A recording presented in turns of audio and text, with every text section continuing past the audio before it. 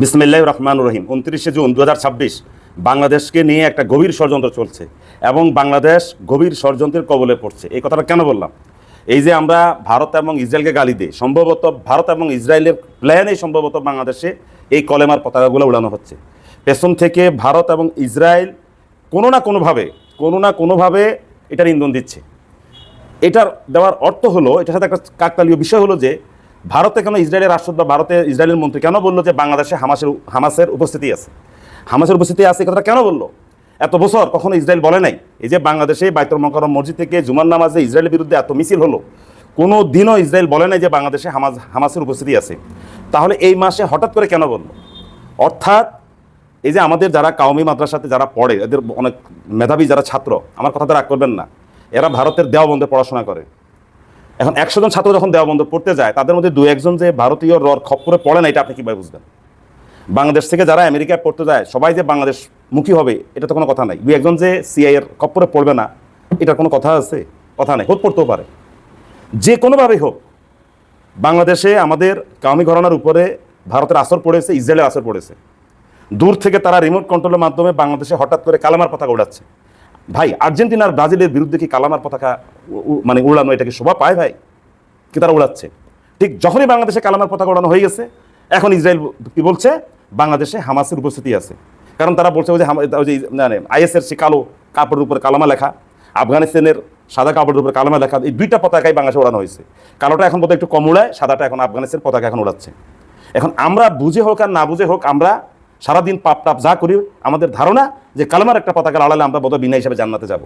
আপনি দেখবেন মাদ্রাসার বাইরে যে ছাত্ররা কালামার পতাকা লাফালাফি করে, ওরা তো আমাদেরই সন্তান। সকাল থেকে সন্ধ্যা পর্যন্ত একটু গোপনে ওদের আমলনামার খবরটা নিয়েন, কয়টা ভালো কাজ করে। কিন্তু তার একটা ধারণা, সে কালামার পতাকা উড়ালে সে জান্নাতে যাবে। সম্ভবত তাদের একটা সুপরিকল্পনা। দেখেন, এই যে কথায় যে আফগানিস্তানের আমিরাতে বা ইমারতে আফগানিস্তান বলে, আপনারা কি জানেন আফগানিস্তানের সাথে এখন সবচেয়ে ভালো সম্পর্ক কার সাথে? শুনলে অবাক হবেন। আফগানিস্তানের এখন সবচেয়ে ভালো বন্ধু হলো ভারত। কারণ এখন পাকিস্তানের এগেইনস্টে আফগানিস্তান যুদ্ধ করছে, আফগানিস্তানের এগেইনস্টে পাকিস্তান যুদ্ধ করছে। শত্রু আমার বন্ধু, শত্রু আমার বন্ধু। আফগানিস্তানের শত্রু পাকিস্তান, পাকিস্তানের শত্রু ভারত। সুতরাং ভারত আফগানিস্তানের বন্ধু। আফগানিস্তানের বড় বড় মন্ত্রীরা ভারত সফরে আসে, ভারতের মন্ত্রীরা আফগানিস্তানে যায়। কি গোপন হয় এটা তো আমরা জানি না। তবে আফগানিস্তানের বন্ধু এখন সবচেয়ে বেস্ট ফ্রেন্ড হলো এখন ভারত। তাহলে আমরা যারা বাংলাদেশ থেকে বসে বাংলাদেশটাকে আমরা আফগানিস্তানের আদলে গড়ার চেষ্টা করছি, আমরা কি চিন্তা ভাবনা করছি? এই যে কালামার পতাকা উড়ানো নিয়ে পত্রিকায় দেখলাম যে বিদেশি যারা বিনিয়োগ করবে, মিল কারখানা করবে, তারা এখন ভয় পাচ্ছে। কারণ যে কোনো মুহূর্তে তাদের কারখানায় আগুন দিয়ে দিতে পারে।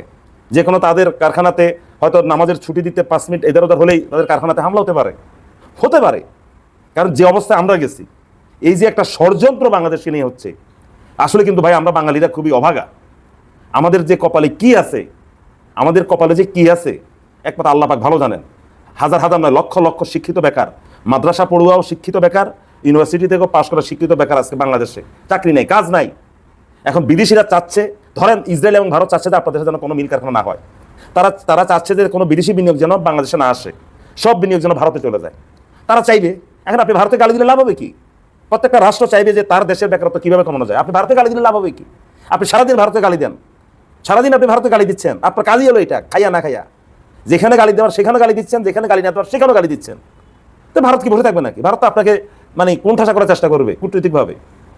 এখন এটাও হতে পারে যে বিদেশি যারা বিনিয়োগকারী তাদেরকে ভারত বুঝিয়েছে যে বাংলাদেশে যেও না, বাংলাদেশে বিনিয়োগের পরিবেশ নাই, তোমরা ভারতে এসব বিনিয়োগ করো। দেখেন বাংলাদেশের এক লোক অস্ট্রেলিয়া থেকে ভারতে গিয়ে বিনিয়োগ করলো, নরেন্দ্র মোদীর সাথে সাক্ষাৎ করলো। এই হলো বাংলাদেশকে নিয়ে ষড়যন্ত্র চলছে। পর্ব 1। ধন্যবাদ সবাইকে।